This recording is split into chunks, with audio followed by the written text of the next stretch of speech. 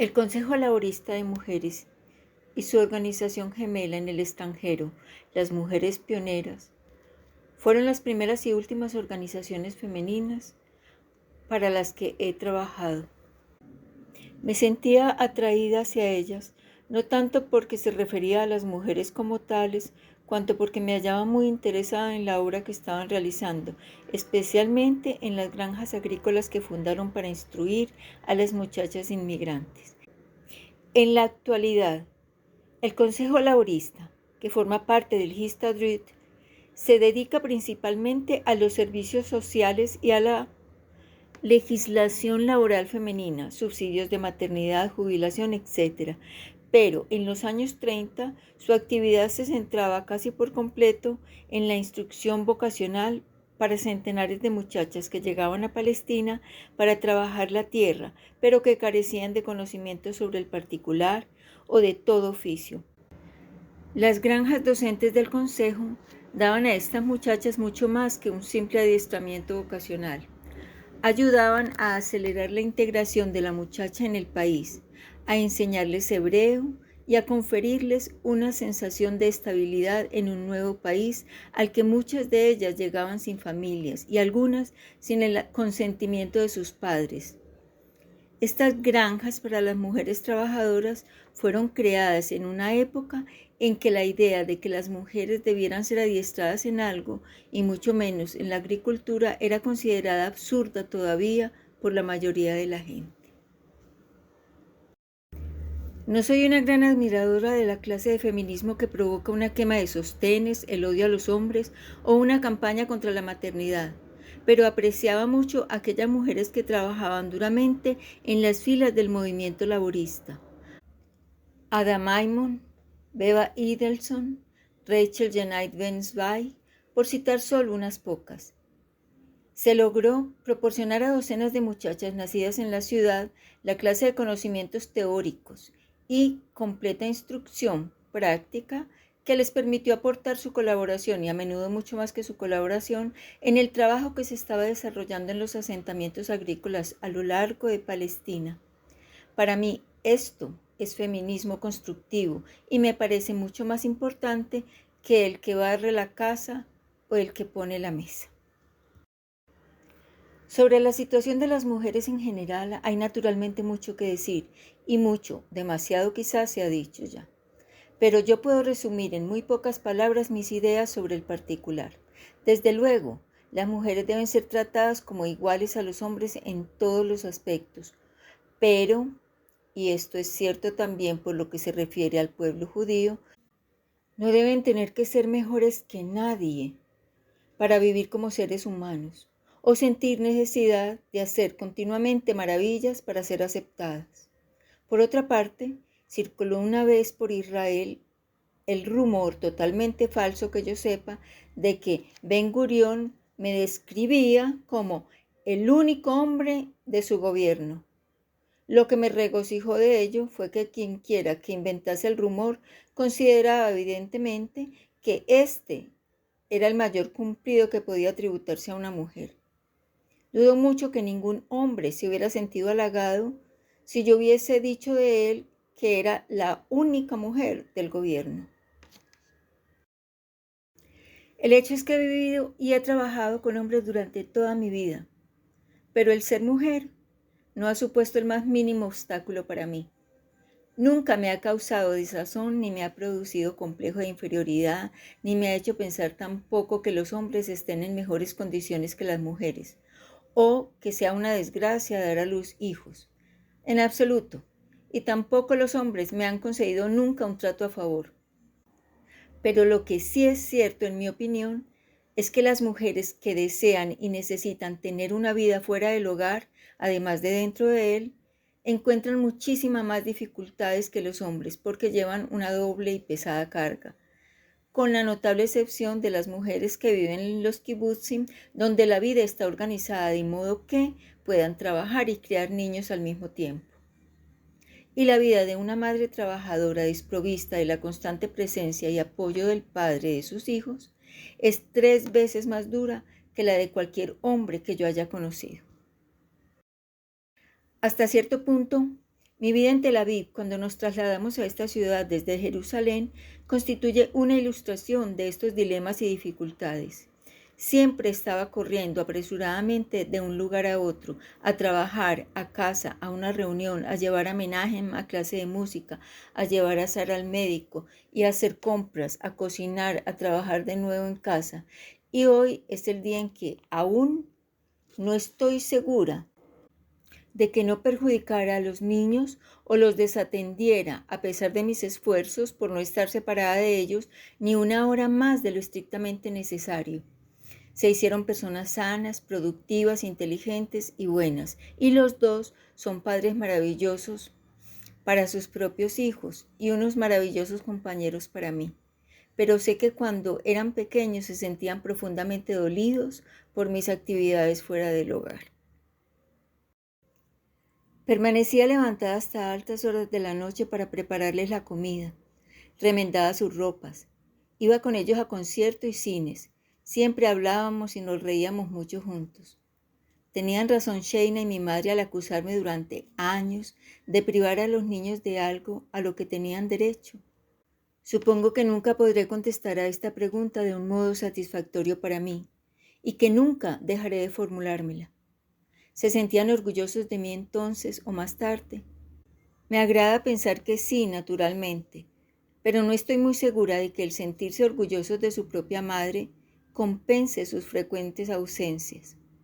Recuerdo que una vez que yo presidía una reunión pública y pedí que levantaran la mano quienes estuvieran a favor de no sé qué cuestión, vi estupefacta que Sara y Menahem, que se habían colado en la sala para volver conmigo, alzaban lealmente la mano para indicar su aprobación. Fue el voto de confianza más tranquilizador que jamás haya obtenido, pero no me impidió pensar que poder votar a favor de la propia madre no es tan bueno ni tan importante como tenerla en casa cuando se vuelve de la escuela. Y naturalmente, con posterioridad, salí frecuentemente al extranjero. Cuando viajaba me sentía abrumada por un sentimiento de culpabilidad. Les escribía continuamente, incluso grababa discos para ellos, lo cual parecía más íntimo, y nunca volví sin llevarles regalos. Pero nunca tampoco dejé de experimentar la sensación de que les estaba lastimando de alguna manera. Años después expresé algunos de estos sentimientos en un artículo escrito anónimamente para una colección de memorias. Se titulaba La labradora, de algunas mujeres que trabajaban activamente en el Yishuv en aquellos tiempos. Es posible que aún hoy varios párrafos de aquel artículo escrito en 1930 sean de interés para muchas mujeres, ya que los problemas que tanto me preocupaban entonces no han resultado muy afectados por las actuales lavadoras, lavaplatos o secadoras, aunque ciertamente han sido de gran ayuda. En conjunto, pocas cosas pueden compararse a las luchas y desesperaciones interiores de una madre que trabaja. Pero dentro de ese conjunto existen muchos matices y variaciones. Hay madres que trabajan solamente cuando se ven obligadas a ello, cuando el marido está enfermo o sin empleo, o cuando la familia se ha salido de alguna manera del camino de una vida normal. En tales casos, la madre siente que su conducta está justificada por la necesidad, pues sus hijos carecerían del alimento preciso. Pero existe un tipo de mujer que no puede permanecer en casa por otras razones. A pesar del lugar que sus hijos y sus familias ocupen en su vida, su naturaleza y todo su ser exigen algo más. No pueden apartarse de una vida social más amplia. No pueden dejar que sus hijos reduzcan sus horizontes. Y para una mujer así, no hay descanso. Teóricamente parece bastante sencillo. La mujer que ocupa su puesto con los hijos manifiesta una entrega total, ama a los niños, puede confiarse en ella y es apta para el trabajo. Los niños están plenamente cuidados. Pero existen teóricos, pedagogos que afirman que, en realidad, es mejor para los niños no tener a su madre revoloteando constantemente sobre ellos. Y una madre que se haya ocupada fuera de la casa posee naturalmente la gran ventaja de poder desarrollarse. puede dar a sus hijos más de lo que les daría si se quedara en casa. No suele ser cierto que una mujer que ha renunciado a todo el mundo exterior por su marido y sus hijos no lo haya hecho por un sentido del deber, por entrega y amor, sino por incapacidad, porque su alma no es capaz de asimilar las múltiples facetas de la vida, con sus sufrimientos, pero también con sus alegrías. Y si una mujer se queda con sus hijos y no les da nada más, ¿demuestra realmente con ello que se halla más entregada que la otra clase de madre? Y si una esposa no tiene amigos íntimos, ¿demuestra eso que siente un amor más grande por su marido? Pero la madre trabajadora sufre también en el trabajo mismo que ha empezado. Siempre tiene la sensación de que su trabajo no es tan productivo como el de un hombre o incluso el de una mujer soltera. Los niños además la reclaman siempre, estando sanos y más aún si están enfermos. Y esta perenne división interna, esta doble solicitación, esta alternativa sensación del deber no cumplido, hoy hacia su familia, mañana hacia el trabajo, es la de la madre trabajadora. No era un artículo muy elegantemente escrito y al leerlo hoy me parece un poco embarado, pero lo escribí entonces verdaderamente angustiada.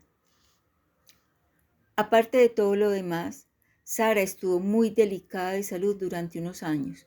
Nos habían dicho que el mal radicaba en sus riñones y apenas si pasaba un mes sin tener que realizar una acongojada visita al médico. Era una niña guapa, alegre, muy despierta y muy obediente en relación con el estricto régimen alimenticio que debía observar, las medicinas que debía ingerir y el hecho de tener que guardar cama unas semanas seguidas. Los días que debía permanecer en cama no era sencillo dejarla con alguien y cuando estaba levantada era preciso que estuviera vigilada continuamente.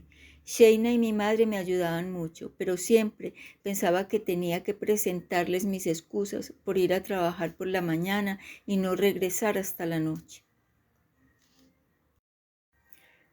Hace poco encontré una de las cartas que le escribí a Sheina por aquel entonces. Yo había sido enviada a los Estados Unidos por unas semanas a fin de cumplir una misión ante las mujeres pioneras. Era la primera vez en 7 años que volví a los Estados Unidos y de paso asistí a la Internacional Socialista que se celebraba entonces en Bruselas. Bruselas me abrumó.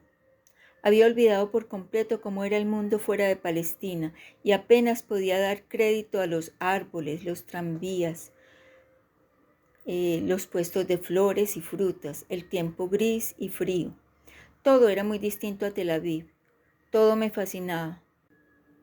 Como yo era el miembro más joven de nuestra delegación, en la que figuraban Ben Gurión y Ben Zvi, tenía tiempo para visitar la ciudad y escuchar durante horas y horas los discursos de socialistas famosos, a quienes naturalmente no había visto nunca, hombres como Arthur Henderson, jefe del Partido Laborista Británico, que era presidente de la Internacional Socialista, o Leon Blum, que llegó a ser el primer socialista de Francia y el primer judío jefe de gobierno. Henderson acababa de acceder a organizar una liga pro-palestina laborista, lo que le valió ser objeto de duros ataques por parte de los socialistas judíos no sionistas, precisamente.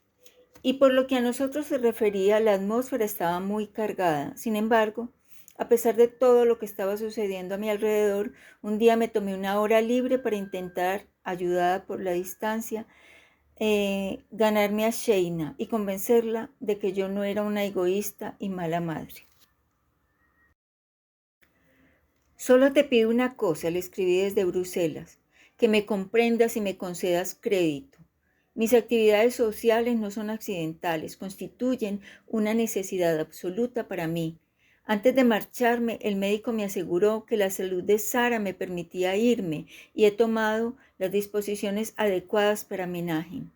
Pero en nuestra situación actual no podía negarme a hacer lo que se me pedía. Créeme, sé que no traeré el Mesías, pero pienso que no debemos desperdiciar ninguna oportunidad de explicar a personas influyentes lo que queremos y lo que somos. Pero aunque la propia Sheina regresaría al cabo de poco tiempo a América para estudiar dietética, dejando en Palestina a sus dos hijos mayores, continuó acusándome de convertirme, como decía ella, en una persona pública no hogareña. Y mi madre seguía censurándome también. Supongo que lo que realmente les contrariaba era que yo estuviera fuera de casa con tanta frecuencia y que los niños tuvieran que tomar su almuerzo de mediodía sin mí en el comedor comunal, un tanto espartano, que formaba parte del alojamiento de los trabajadores en que vivíamos en la calle Hayarkon, a orillas del mar, en el norte de Tel Aviv. En realidad nos arreglábamos bien. Siempre alquilaba una de nuestras 3 habitaciones para que los niños no estuvieran nunca solos. Durante años dormí muy bien en un sofá colocado en lo que era nuestra habitación sala comedor. Y cuando tenía que salir al extranjero, encargaba a alguien que viniese a cuidar de ellos. Pero naturalmente me veían menos de lo que hubieran debido verme, y yo me hallaba constantemente acosada por el tiempo y preocupada por las encontradas solicitaciones de mi casa y mi trabajo. En la actualidad, las oficinas centrales del Histadrut ocupan un inmenso edificio en una de las principales calles de Tel Aviv, y son como una gran colmena que zumba con el sonido de centenares de voces, máquinas de escribir y teléfonos. Pero en aquellos tiempos era muy diferente. No teníamos más que unas cuantas habitaciones, un par de mecanógrafas y un solo teléfono, y todos nos conocíamos unos a otros. Éramos, en sentido más literal de la palabra, Haverim, camaradas, y aunque discutíamos continuamente acerca de detalles de técnica, compartíamos la misma concepción básica de la vida y los mismos valores. La mayoría de las amistades que trabé entonces han durado de una u otra manera hasta hoy, aunque naturalmente durante los últimos años he tenido que asistir al gran número de funerales de colegas que eran jóvenes cuando también lo éramos el Histadrut y yo.